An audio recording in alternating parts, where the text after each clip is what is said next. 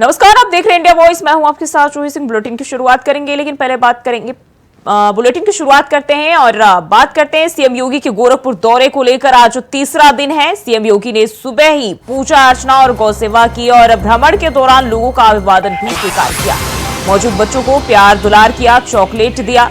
मुख्यमंत्री योगी आदित्यनाथ जो है गोरखपुर दौरे पर है, उनका तीसरा दिन है। सीएम योगी ने जनता दरबार लगाया। कार्यक्रम में दूर दूर से फरियाद लेकर फरियादी पहुंचे और एक एक करके मुख्यमंत्री ने सबकी फरियाद सुनी। साथ ही इस दौरान के निर्देश भी दिए। सीएम योगी आदित्यनाथ गोरखपुर दौरे पर है और तीसरा दिन है गोरखपुर दौरे का। भ्रमण के दौरान लोगों का अभिवादन भी स्वीकार किया और जनता दरबार कार्यक्रम लगाकर फरियादियों की फरियाद सुनी।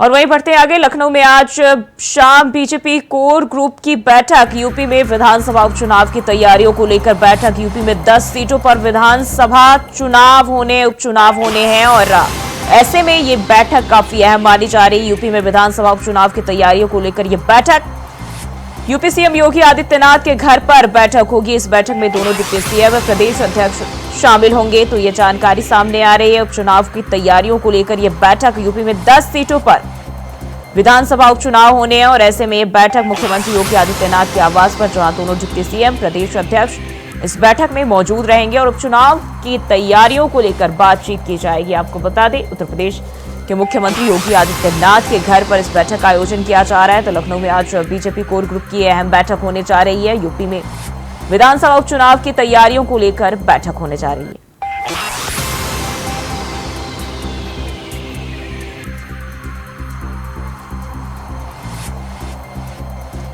और इसी खबर पर ज्यादा जानकारी के साथ स्टेट कोऑर्डिनेटर अनिल पाठक हमारे साथ जुड़ गए हैं। अनिल जी, जिस तरीके से हम देखें, उत्तर प्रदेश में 10 विधानसभा सीटों पर जो है उपचुनाव होने हैं और ऐसे में बीजेपी की आज कोर ग्रुप की बैठक होने जा रही है। क्या जानकारी है इसको लेकर? देखिए, उपचुनाव को लेकर चाहे भारतीय जनता पार्टी हो या फिर समाजवादी पार्टी हो या फिर इन दोनों दलों के घटक दल हो, इन लोगों ने पूरी तैयारियां अपनी शुरू कर दी हैं। संख्या के लिहाज से जो 10 सीटें हैं वो काफी महत्वपूर्ण हैं। माना जा रहा है कि 2027 को जो विधानसभा चुनाव होगा उसका ये जो बाई इलेक्शन है ये एक तरह से सेमीफाइनल होगा। इसको लेकर के खासकर भारतीय जनता पार्टी ने पूरी ताकत अपनी झोंक दी है। जो घटक दल हैं, चाहे आरएलडी हो, अपना दल हो या फिर निषाद पार्टी, उससे भी सामंजस्य बनाने की पूरी कोशिश की जा रही है। भाजपा प्रदेश अध्यक्ष जो भूपेंद्र चौधरी हैं वो कोर कमेटी की बैठक करेंगे और क्या हालात हैं, कैसे सीटों का निर्धारण किया जाए, प्रत्याशियों का चयन किस तरह से किया जाए जिससे जीत हासिल हो सके, इस पर जो है वो मंथन शुरू हो गया है।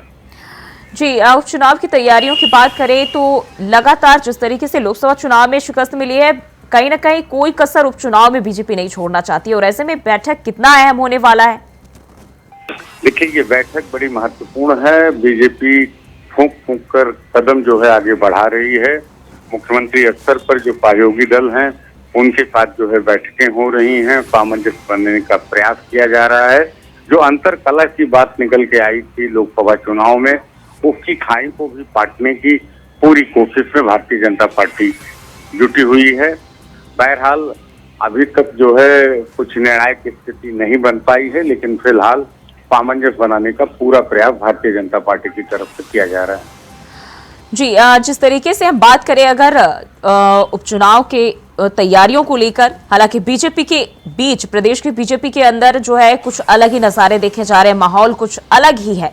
लेकिन इस दौरान इस बैठक में बताया जा रहा है कि सीएम योगी के आवास पर इसका आयोजन हो रहा है। वहां दोनों डिप्टी सीएम रहेंगे, साथ ही साथ प्रदेश अध्यक्ष भी इस दौरान मौजूद रहेंगे। हाँ, बेशक जो ये बात आ रही है सामने की मुख्यमंत्री के आवास पे बैठक होगी। जो मनमुटाव चल रहा है मुख्यमंत्री और दोनों डिप्टी सीएम के बीच में, उसको लेकर के भी जो दरार पड़ी है उसको पाटने की कोशिश है। हर स्तर पर प्रयास किया जा रहा है। दिल्ली और लखनऊ के बीच जो एक दरार की बात कही जा रही है उसको भी पाटने का प्रयास किया जा रहा है। जी, अनिल जी बने रहिए हमारे साथ, आगे भी आपका रुख करेंगे। और लखनऊ से एक और जानकारी सामने आ रही। यूपी के 10 जिलों में बारिश का अलर्ट जारी किया गया है। बारिश के चलते 7 जिलों में बाढ़ जैसे हालात देखे जा रहे हैं। वहीं 24 घंटे में बारिश से 5 लोगों की मौत हुई है। तो ये जानकारी लखनऊ से उत्तर प्रदेश के 10 जिलों में बारिश का अलर्ट जारी किया गया है। आपको बता दें, भारी बारिश का कहर जो पूरा प्रदेश झेल रहा है और ऐसे में 7 जिलों के लिए बाढ़ जैसे हालात दिखाई दे रहे हैं और 10 जिलों में अलर्ट मौसम विभाग की ओर से जारी किया गया है। वहीं बात करें तो पिछले 24 घंटे में बारिश से 5 लोगों की मौत हुई है। और एक बार फिर से अनिल जी का रुख कर लेते हैं। अनिल जी, देखिए हम 10 जिलों में जो है बारिश का अलर्ट जारी किया गया है। बारिश का जो कहर है वो लगातार लोगों के ऊपर आफत की बारिश बनकर टूट पड़ा है। देखिए प्रियंका जी, इस बार जो बारिश का जो रुख है वो कुछ समझ में नहीं आ रहा है। कहीं पर इतनी बारिश हो जा रही है कि वो कहर बन रही है, लोगों की मौत हो जा रही है, बाढ़ जैसे हालात जो है उत्पन्न हो गए हैं। जैसे पूर्वांचल के जिले में भी कल मुख्यमंत्री योगी आदित्यनाथ जी गए थे, उन्होंने बाढ़ प्रभावित क्षेत्रों का दौरा भी किया था। अभी बुंदेलखंड की बात करें तो 15 दिन पहले वहां भी बाढ़ जैसे हालात आ गए थे, जहां पर ये कहा जाता है कि बारिश कम होती है। वहीं अगर अवध क्षेत्र की बात करें तो यहाँ पर बारिश इतना कम हो रही है कि किसान काफी परेशान है। तो इस बार जो मानसून की जो चाल है वो समझ में नहीं आ रही है कि कहीं पर इतनी बारिश हो जा रही है और कहीं पर एकदम सन्नाटा पसरा हुआ है। ये बड़ी बेहद गंभीर स्थिति उत्पन्न हो रही है। जहाँ पर बारिश हो रही है वहाँ भी कहर है और जहाँ पर बारिश नहीं हो रही है वहाँ किसान जो है भरा रहा है। बिल्कुल, और जिस तरीके से हम देखिए लगातार जो बारिश का कहर है वो हर जगह हर जिले में जो है देखे जा रहे हैं और मानसून के दौरान जिस तरीके से बारिश लोगों के ऊपर कहर बनकर टूट पड़ती है, कहीं ना कहीं लोगों के लिए काफी मुश्किल हो जाती है। और ऐसे में अगर हम देखें तो बताया ये जा रहा है कि 7 जिलों में बाढ़ जैसे हालात प्रदेश में देखे जा रहे हैं। हाँ, बेशक यूसी जी, बाढ़ जैसे हालात भी बनकर उभर के सामने आए हैं। जो नदियां हैं ये उफना गई हैं, उनके जो किनारे सैकड़ों गांव हैं वो डूबने की स्थिति में हैं। यहाँ तक कि आम जनजीवन अस्त व्यस्त हो गया है। हजारों की संख्या में लोग प्रभावित हैं। राहत कार्य जो है मुख्यमंत्री के स्तर पर, प्रशासन के स्तर पर किया जा रहा है, लेकिन ये अभी नाकाफी साबित हो रहा है और बाढ़ प्रभावित क्षेत्रों के हालात जो हैं वो बिगड़ते ही जा रहे हैं। काबू में करने की भरपूर कोशिश की जा रही है। देखिए, जो 24 घंटे में पिछले 24 घंटे में बताया जा रहा है कि 5 लोगों की मौत हुई है, यानी कि आफत की बारिश कब तक लोगों के ऊपर ऐसे टूटती रहेगी? क्या लगता है, क्या कदम उठाए जा रहे हैं? क्योंकि जो मौत के आंकड़े हैं वो लगातार पिछले 24 घंटे में बताया जा रहा है 5, ये 1 2 नहीं, ये 5 है और काफी ज्यादा है। देखिए जूही जी, ये टाइम जो है वो बरसात का है, मानसून का हर किसी को इंतजार है, किसान को इंतजार है और बारिश भी बहुत जरूरी है। और लेकिन जिस तरह से ये बारिश हो रही है वो कहर बन के टूट रही है। ये इतना तेज हो रही है कि 2 घंटे में इतना जलस्तर बढ़ जा रहा है कि जिससे जो है मकान धराशायी हो रहे हैं। नदियों के किनारे के जो गांव बसे हैं उनमें अचानक जो है बाढ़ आ जा रही है। तो विषम परिस्थितियां हैं और आम जनजीवन पूरी तरह जो है वो पट्टी से उतर चुका है। इंसान क्या, अनिल जी, हमने देखा हाल ही में जो है खुद मुख्यमंत्री योगी आदित्यनाथ भी अलग अलग जिलों का जायजा लिए और हेलीकॉप्टर से तमाम जो जिले हैं, जो भी बाढ़ से प्रभावित जिले, वहां पहुंचकर उनका निरीक्षण किया। राहत सामग्री की भी जो है बात सामने आई, लोगों को बांटा गया। लेकिन क्या जो कदम उठाए गए हैं उसका असर धरातल पर देखा जा रहा है? हाँ, बेशक जो जी, धरातल पर प्रशासन की तरफ से जो प्रयास किए जा रहे हैं उसका असर देखने को मिल रहा है। आमतौर पर जहां बाढ़ प्रभावित क्षेत्र होते हैं वहां एन्सेफेलाइटिस जैसी बीमारियों के फैलने की तमाम जो है 4-5 साल पहले जो है बहुत केसेज आते थे और बड़ी संख्या में लोग जो है अपने जो है मौत की काल की घाट में समा जाते थे। लेकिन इस पर काफी हद तक जो है नियंत्रण पा लिया गया है। मुख्यमंत्री योगी आदित्यनाथ की तरफ से सख्त निर्देश दिए गए हैं कि जो संक्रामक बीमारियां हैं बाढ़ प्रभावित क्षेत्रों में वो ना फैले। एन्सेफेलाइटिस जैसी बीमारी जो जानलेवा है उसके लिए जो है वो बेहतर उपाय किए गए हैं उत्तर प्रदेश सरकार की तरफ से। जी अनिल जी, बहुत बहुत शुक्रिया जानकारी साझा करने के लिए। तो 7 जिलों में बाढ़ जैसे हालात है और 10 जिलों में अलर्ट जारी किया गया है मौसम विभाग की ओर से। और बढ़ते आगे, मथुरा से खबर सामने आई। सुर्खियों में कथावाचक अनिरुद्धाचार्य महाराज धार्मिक पीठ से मातृशक्ति को लेकर की विवादित टिप्पणी, मां बहन और गाय को लेकर विवादित टिप्पणी का यह मामला है, जिसका रील सोशल मीडिया पर वायरल हो रहा है। ये जानकारी सामने आ रही है। मथुरा से स्थानीय लोगों में इसको लेकर आक्रोश और आंदोलन की चेतावनी भी लोगों ने दी है। तो बात बता दें कि मातृशक्ति को लेकर विवादित टिप्पणी का यह मामला बताया जा रहा है। मथुरा से यह जानकारी, मां बहन और गाय को लेकर विवादित टिप्पणी की और इसी को लेकर लोगों में आक्रोश देखा जा रहा है। साथ ही साथ लोग आंदोलन की चेतावनी दे रहे हैं। और आपको बता दें, इस रील जो है वो काफी सोशल मीडिया पर यह वायरल हो रहा है और इसके बाद से जो है लोगों में आक्रोश और गुस्सा देखा जा रहा है। मथुरा से यह जानकारी, सुर्खियों में कथावाचक अनिरुद्धाचार्य महाराज और धार्मिक पीठ से लेकर मातृशक्ति को लेकर जो है मातृ टिप्पणी का यह मामला, विवादित टिप्पणी का यह मामला बताया जा रहा है।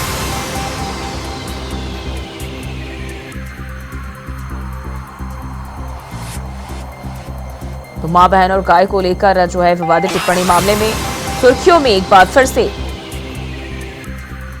अनिरुद्धाचार्य के विषय में आपसे बताने आई हूँ कि जिस तरह उनके कई वायरल वीडियोस हम सबके सामने आ रहे हैं। जैसे उनका पहला वीडियो जिसमें कि वो एक पत्नी से उसके पतियों की गिनती पूछ रहे हैं, जो सनातन सभ्यता के बिल्कुल विपरीत जाकर वो बात कर रहे हैं। और उसके तुरंत बाद उनका एक और वीडियो जो हमने देखा कि जिसमें वो एक आदमी के पूछे जाने पर उसके भैंस और गाय के दूध की तुलना माँ और बहन के दूध से कर रहे हैं। वो इतनी असभ्य भाषा का प्रयोग कर रहे हैं जिसकी मैं कल्पना भी नहीं कर सकती। जो शायद अगर जो वीडियो अगर आपके सामने आए तो आप उसको सुनने से भी इनकार कर दें, या उसको सुनने के बाद आपकी खुद की आंखें या कान शर्मा जाए। इतनी गंदी भाषा का प्रयोग उन्होंने किया है। मैं उनसे और उनके अनुयायियों से ये कहना चाहती हूँ कि इस तरह की भाषा का प्रयोग कोई भी सनातनी स्वीकार नहीं करेगा। इसके लिए पहले उनको अपनी भाषा को सुधारना होगा, तभी उनको व्यास गद्दी पर बैठना चाहिए। उनको किसी अच्छे धर्मगुरु से जाकर संस्कृति, सभ्यता और हमारी रीति रिवाजों के बारे में पता होना चाहिए।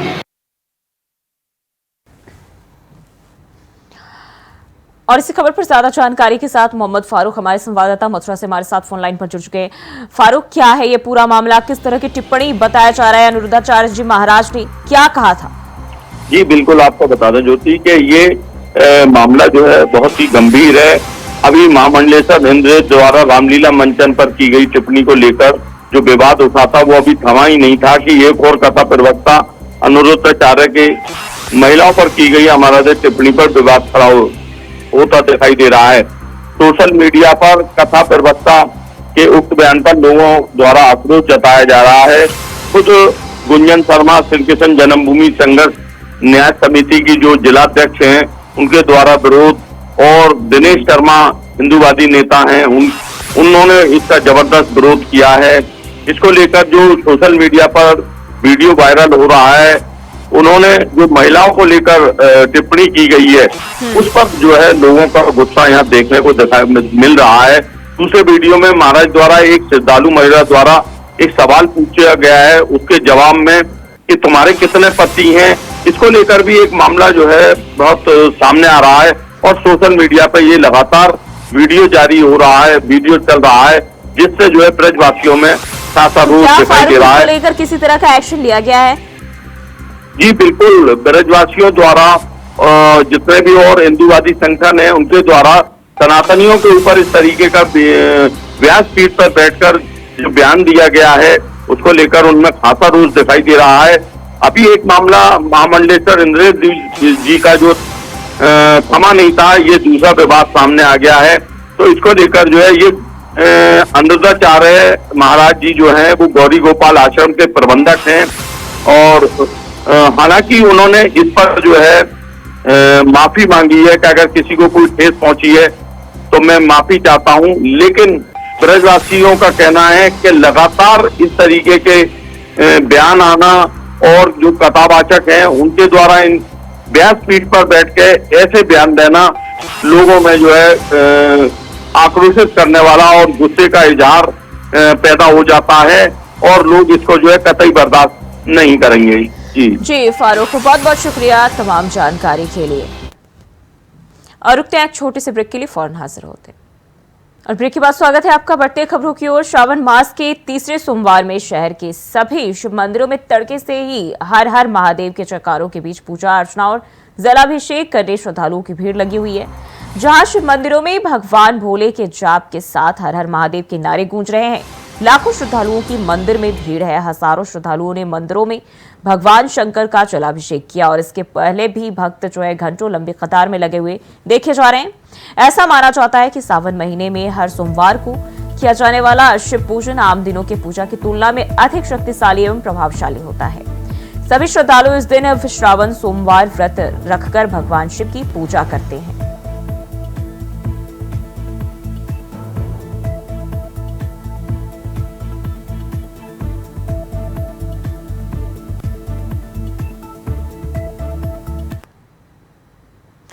और वहीं जिला मुख्यालय पर बने महिला थाने में कन्नौज पुलिस का मिशन ऑपरेशन परिवार परामर्श को अब नया ठिकाना मिल गया है। इससे पहले पुलिस लाइन में, उसके बाद पुलिस अधीक्षक दफ्तर के एक छोटे से कमरे में संचालित हुआ करता था, लेकिन अब पुलिस अधीक्षक के द्वारा आज इसका महिला थाने में उद्घाटन हो गया है। और इसका मुख्य उद्देश्य यह है कि पति पत्नी के बीच हुए मनमुटाव को दूर करके दोनों को एक साथ हंसी खुशी परिवार में कैसे रहना है, यह सिखाया जाना है। और इतना ही नहीं, इस प्रोजेक्ट की नई किरण से अब तक कई परिवार बिखरने से भी बचे हैं।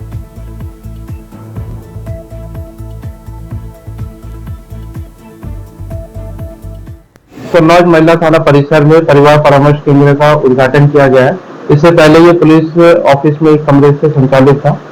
यहाँ पे बेटर इंफ्रास्ट्रक्चर के साथ, बेहतर सुविधाओं के साथ पूरा फुली एसीड रूम है, ताकि यहाँ पे जो भी कपल्स है उनको एक अच्छा वातावरण मिले।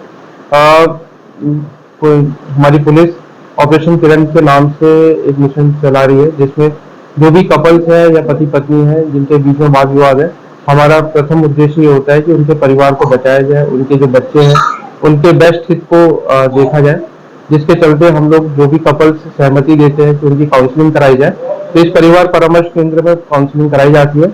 इस वर्ष अब तक टोटल 179 कपल्स की सक्सेसफुली काउंसलिंग कराई जा चुकी है। उनके बीच जो विवाद थे उनको खत्म करके ऐसे कपल्स पुनः अपने परिवार में हंसी खुशी से रह रहे हैं। और मुझे आशा है कि इस नए केंद्र जो यहाँ से संचालित होगा और इससे हमारी पुलिस और बेहतर काम करेगी। और वहीं बुलंदशहर में बुलंद बायोगैस प्लांट में डकैती की वारदात को अंजाम देने वाला डकैत मुठभेड़ के बाद गिरफ्तार कर लिया गया है। मुठभेड़ के दौरान पुलिस की गोली डकैत नईम की टांग में लगी और घायल अवस्था में नईम को अस्पताल में भर्ती कराया गया। गिरफ्तार बदमाश के कब्जे से तमंचा और कारतूस के साथ जो है बाइक भी बरामद किया गया है। गिरफ्तार डकैत नईम पर 25,000 का इनाम था। नईम पर अलग अलग जिलों में 30 मुकदमे पहले से दर्ज है।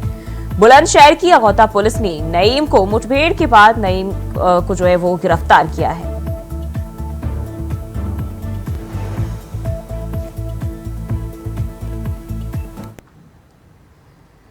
और वहीं कन्नौज के जिला अस्पताल में चश्मा बनवाने के नाम पर खुलेआम मरीजों से उगाही जारी है। नेत्र परीक्षण के अधिकारी का खुलेआम चश्मा बनवाने वालों से उगाही करते वीडियो वायरल हो रहा है। वायरल वीडियो सामने आने के बाद भी जो सीएमएस है वो खामोश है।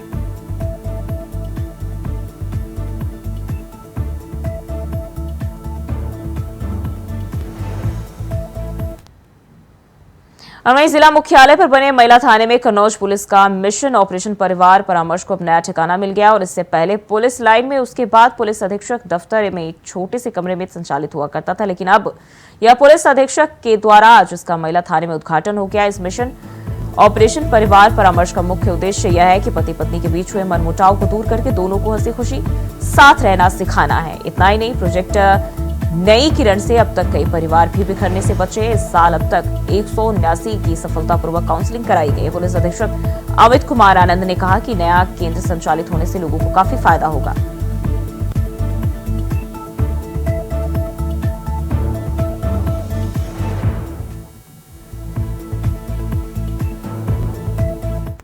परिसर में परिवार परामर्श केंद्र का उद्घाटन किया गया है। इससे पहले ये पुलिस ऑफिस में एक कमरे से संचालित था। यहाँ पे बेटर इंफ्रास्ट्रक्चर के साथ, बेहतर सुविधाओं के साथ पूरा फुली एसीड रूम है, ताकि यहाँ पे जो भी कपल्स हैं उनको एक अच्छा वातावरण मिले। हमारी पुलिस ऑपरेशन किरण के नाम से एक मिशन चला रही है, जिसमें जो भी कपल्स हैं या पति पत्नी हैं जिनके बीच में वाद विवाद है, हमारा प्रथम उद्देश्य ये और फिलहाल के लिए इस बुलेटिन में बस इतना ही। खबरों के लिए बने रहिए इंडिया वॉइस के साथ।